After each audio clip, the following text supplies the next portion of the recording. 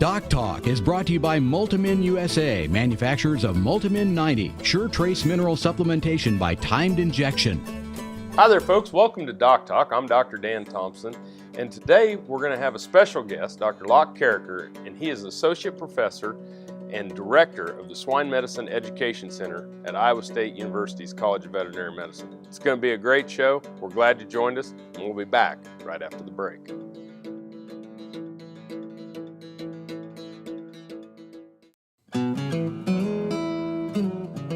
In the last 3 years, we've changed some things in our AI protocol, one of which was the use of multi-min.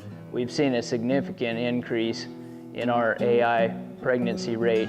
The cost of an embryo program is significant, and we feel that if we were able to even get one more pregnancy out of a cow, that would pay for the whole cost of the whole bottle of multi-min right there. Closed caption brought to you by AgriLabs, the perfect pairing of performance and value. This segment is brought to you by Rotomix, manufactured in the USA and designed for feeding performance in the feedlots, beef production, dairy, and cow-calf operations. Hi there, folks. Welcome to DocTalk, and Locke, welcome to the show. Thanks for having me. Yeah, well, it's a pleasure to have you here. It's a pleasure to be at Iowa State University, my alma mater. So Absolutely. Welcome back. Thanks. And we're going to talk today with Dr. Locke Carricker about some things going on here at the Swine Medicine Education Center, which he's the director of. And you know, let's just get right into it. What are some of the things that you're doing, and what exactly is the Swine Medicine Education Center?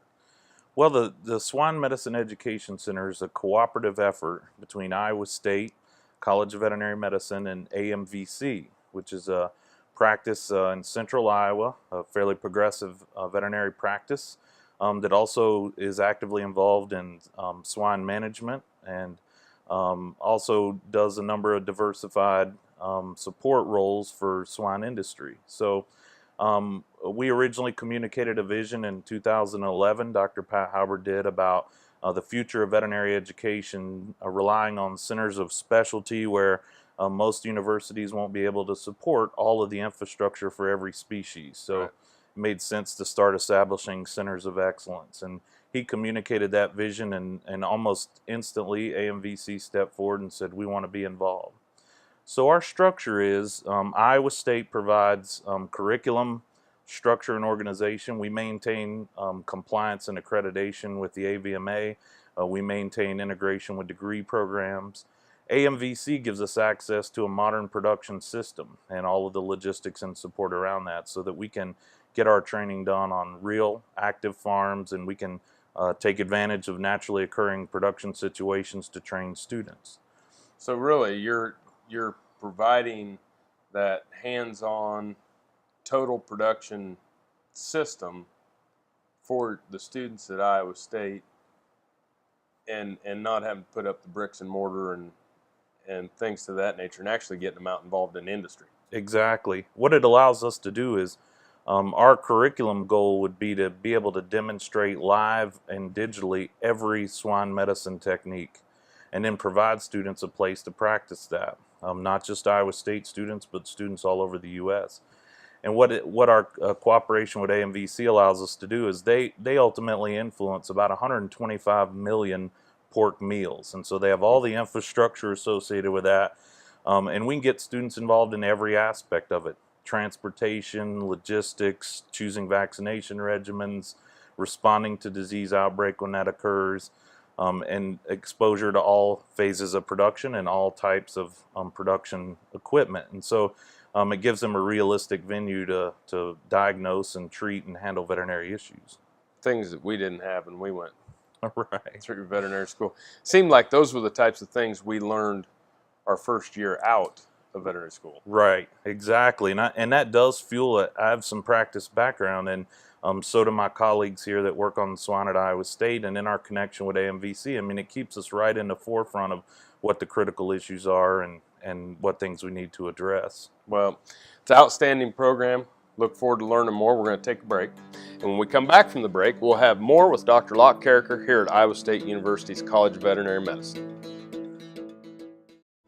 This segment was brought to you by Brute Cattle Equipment, makers of the Brute Stealth Hydraulic Chute. If the chute fits, swear by it. Visit our website for more information. And by Lalaman Animal Nutrition, dedicated to the development and production of natural and differential solutions for animal nutrition. Hi there, I'm Dr. Dan from DocTalk. Be sure to join me next week as we're going to discuss different techniques to dehorn cattle. Be sure to join me here every Monday afternoon at 4:30 p.m. Eastern Standard Time right here on RFD TV, and I'll see you down the road.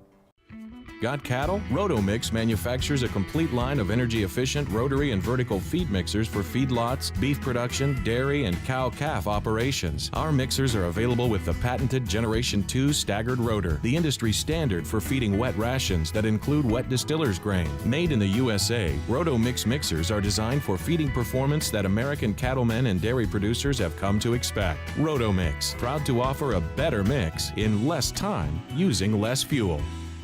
Working your cattle just got easier. Introducing the new VetGun delivery system, a new way to apply topical insecticides to your cattle. The VetGun lets you remotely treat cattle with effective parasite control, so you can do it from an ATV, on horseback, or just walking among the herd. It's that simple. The proven topical insecticide AML VetCap is used with the VetGun.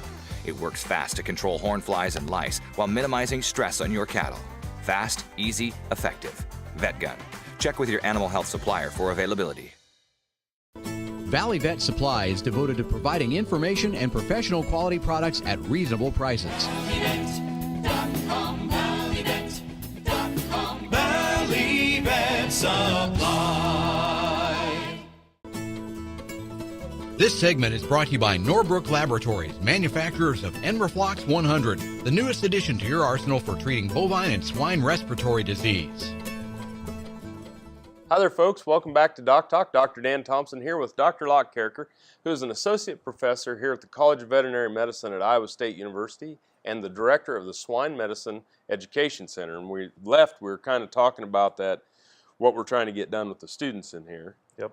And so maybe you can elaborate a little bit more about some of the programs and the key concepts and things to the nature that you're promoting within the education process. Yep. The advantage that we have by taking most of our training to the field, especially in that fourth year of veterinary education, is that we're working directly with producers and clients on their issues, and it allows us to address those issues in their natural context, where issues like welfare and human resources and antimicrobial use are all directly interconnected, and they're really not concepts that can be addressed independently because they all influence each other. And unfortunately, up until that point, when you're in a classroom, you tend to take individual ideas and train on those ideas, and it's really important for students to see the complexity of all of it together.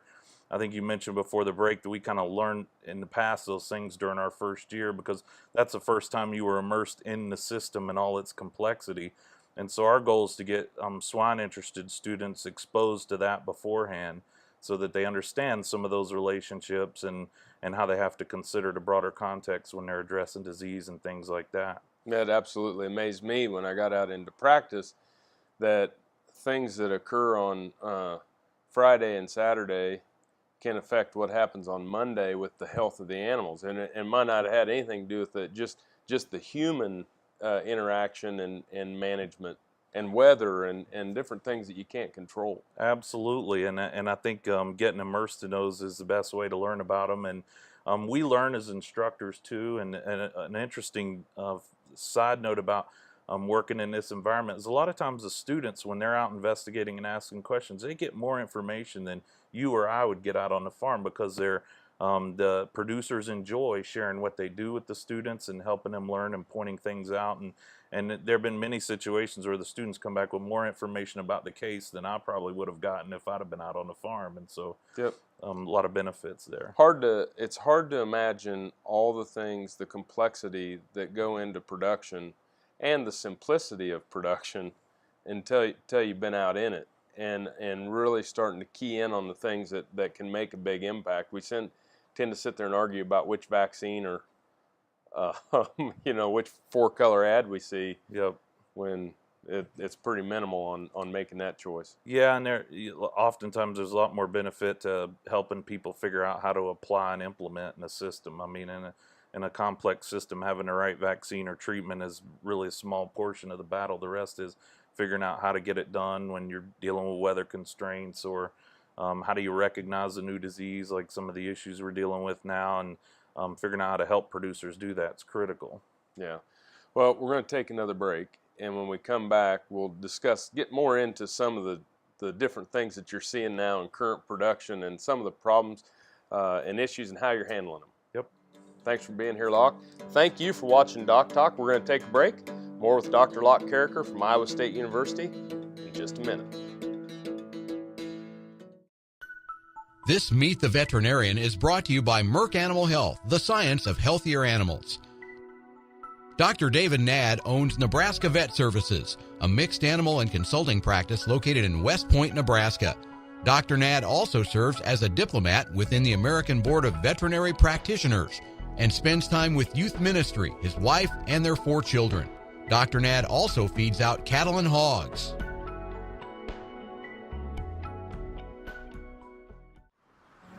As dependable as the sunrise, in dairy parlors, open pastures, on ranches and feed yards across America.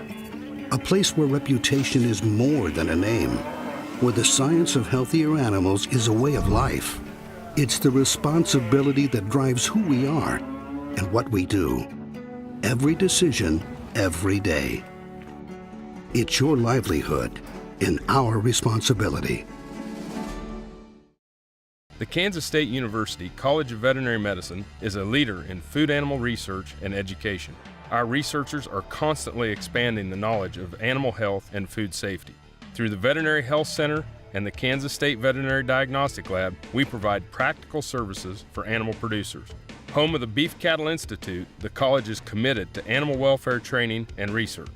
The Kansas State University College of Veterinary Medicine, knowledge and service for the future of animal production. This hog is head over hoof for meal made from U.S. soybeans. Now, one hog isn't that impressive, but suppose we add another, and another, and another. Before long, you've got billions of hungry customers around the world all clamoring for the same thing. Our soybeans. Learn more about the billion-dollar appetite of animal agriculture at BeyondTheElevator.com. Brought to you by America's soybean farmers and their checkoff. Beef producers asked for it, and Norbrook delivers. Introducing new Enroflox 100, the newest addition to your arsenal for treating bovine respiratory disease. Enroflox 100 is an FDA-approved, ready-to-use injectable antimicrobial solution to treat BRD associated with Mannheimia hemolytica, Pasteurella multocida, and Histophilus somni in beef and non-lactating dairy cattle. Administered SQ as a multiple-day therapy. Consult with your veterinarian today about Enroflox 100, the new choice. TrueTest Group, weighing systems, electronic identification EID, electric fencing, and dairy automation systems help farmers and ranchers around the world manage the performance of their livestock for ultimate profitability. Folks, welcome back to DocTalk. Dr. Dan Thompson here with Dr. Locke Carricker, who is the director of the Swine Medicine Education Center here at Iowa State University. And as we were talking during the break and during our discussions today, you know, PED is a pretty big deal. Yeah. And it's kind of hard to talk about anything else when everybody's wanting to figure out what's going on with that. Yeah, it really is, and it's something that's worked its way into just about everything we do day to day here. We're actively involved in research to try to figure out interventions, whether that's from a biosecurity or disinfectant perspective or survivability of the virus. The diagnostic lab here working on testing and detection methods and strategies, and it's really highlighted the advantage of this collaborative effort with AMVC because and other producers and clients that we work with, we've really been in the middle of this process the entire time as it's gone along.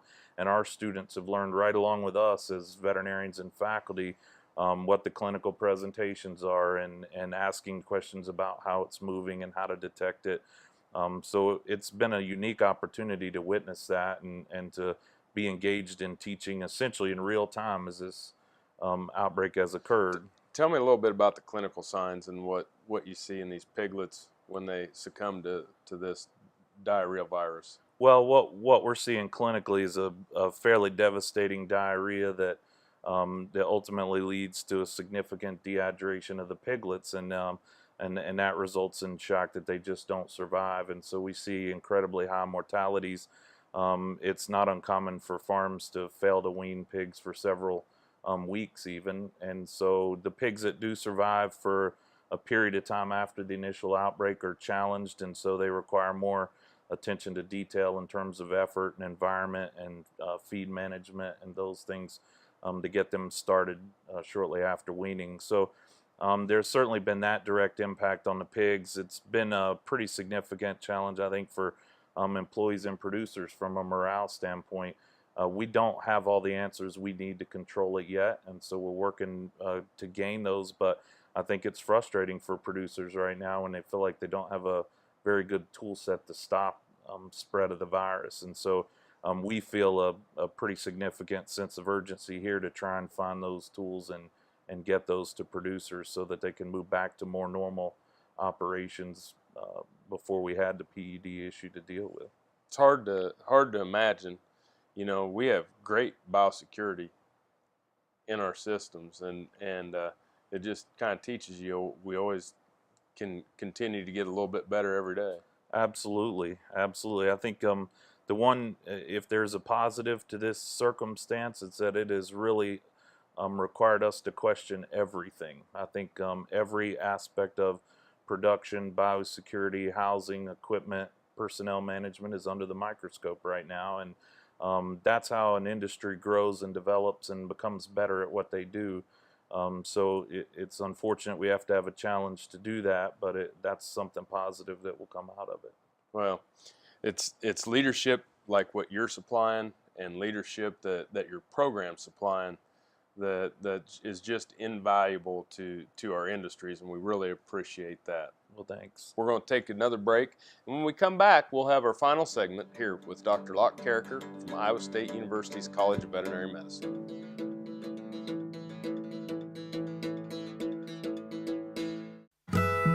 We've been using the multi-min on our donor cows, and after we started using it on them, we've seen a definite increase in grade number 1 embryos. I like the results that I get using multi-min with the AI conception rate. Their minerals not up to snuff, you're going to have problems, and I definitely think multi-min is good for, you know, general healthiness of the cattle. We think multi-min more than pays for itself. Hi, I'm Kevin Ochsner, host of NCBA's Cattleman to Cattleman and Colorado Rancher. Join me each week as the National Cattlemen's Beef Association brings you the latest updates in industry information and market news. Plus, each week we provide important educational information and features on cattlemen from across the country just like you. And we can't forget our favorite cowboy poet, Baxter Black. Join me for NCBA's Cattleman to Cattleman, debuting Tuesday nights at 8:30 Eastern, right here on RFD TV. Beef producers need a practical choice when antibiotic therapy is required. More than ever, they are reaching for non-prescription Noromycin 300LA from Norbrook, specially formulated to produce sustained antibiotic blood levels up to 4 days in cattle. Noromycin 300LA delivers economic, broad-spectrum disease management for pneumonia, shipping fever, pink eye, wound infections, and foot rot. See for yourself why Norbrook's Noromycin 300LA is the practical choice for your herd. This segment is brought to you by the Beef Quality Assurance Program and the Kansas Beef Council, improving animal care and beef safety for more than 20 years. Folks, welcome back to DocTalk. Dr. Dan Thompson here with Dr. Locke Carricker, and we're at the College of Veterinary Medicine at Iowa State University talking about a tremendous program and a national center of excellence that's been established here at Iowa State University and is being directed by Dr. Carricker, the Swine Medicine Education Center. So, you know, when we were talking, you said, you know, one thing about it, it isn't just for Iowa State. This is a national, international center of excellence. Exactly. We're relatively new, but in a short period of time we've been around. Last calendar year, for example, we provided a little over 30,000 student contact hours. We have postdoctoral students who are working on applied research. We've had visiting veterinary students from 17 of the domestic veterinary schools in North America, and then veterinary students and graduate veterinarians from 27 different countries that have visited for training, and we've actively presented training in other countries as well. So we feel like it is an international resource. We want it to be a national and international resource. And the great thing about it is when students come to Iowa State from other schools, they help us raise the bar locally. I mean, it's a win-win situation for us. It's not a one-way flow of information because students have to work to get here. There's travel. They have to pay additional tuition in some cases when if we don't get it sponsored, and so they make a big effort to get here, and they're serious about the training when they get here. And how do they get a hold of you? I mean, what's the best way to contact? To go on the web? Yep, go on the web, smec.iastate.edu will get you to our website. You're welcome to email me directly, and all my contact information is on the Iowa State website.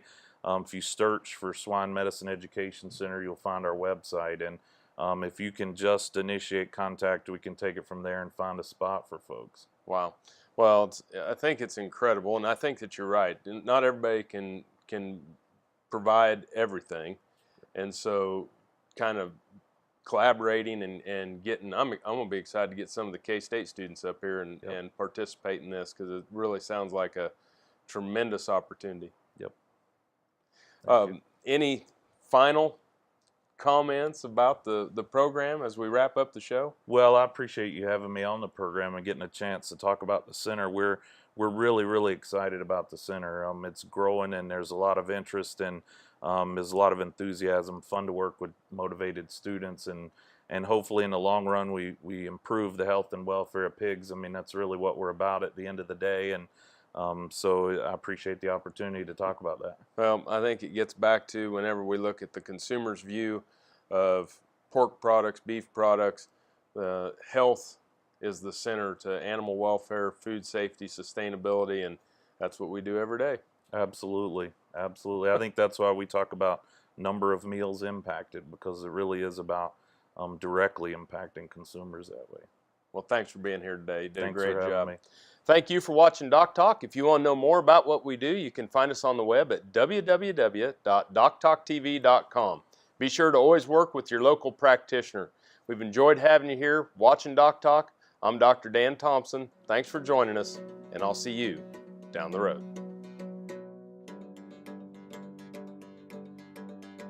Closed caption brought to you by AgriLabs, the perfect pairing of performance and value. For more information about this program or previous programs, go to DocTalkTV.com.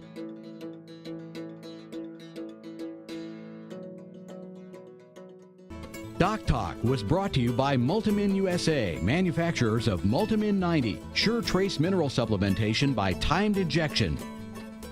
There are two problems with trace mineral intake in beef cattle. One is simply that intake of trace minerals can be slightly unpredictable. The second thing is that other minerals that are present in the diet in high proportions can actually interfere with trace mineral absorption. Sulfur is a classic example of this problem. Many of the feedstocks we use, like distiller's grain and corn gluten feed, are high in sulfur. In some cases, groundwater and surface water in Kansas can be high in sulfur. When dietary intake of sulfur is high, that means that copper in particular, and also possibly zinc, can be absorbed from the gut in less than ideal proportions. When injecting a trace mineral product, you bypass that source of trace mineral antagonism in the gut, because the injected product is taken directly into the circulatory system for processing in the liver and deposition in the various storage sites within the body. A breeding female's body reserves for trace minerals are a little bit like a bank account. When there are periods of demand in that breeding female's life, her bank account of trace minerals is rapidly consumed. I mean, two examples of critical physiological periods of need would include parturition, lactation, and then breeding that immediately follows the initiation of lactation. During these periods of time, the breeding female's body reserves of critical trace minerals are being constantly drawn down. In my opinion, The use of Multimin 90 allows a producer the option of assisting a beef female to perform at her genetic optimum through an optimized trace mineral nutrition program. It's possible to incorporate Multimin 90 treatment in conjunction with other health protocols such as vaccination for respiratory disease and clostridial diseases.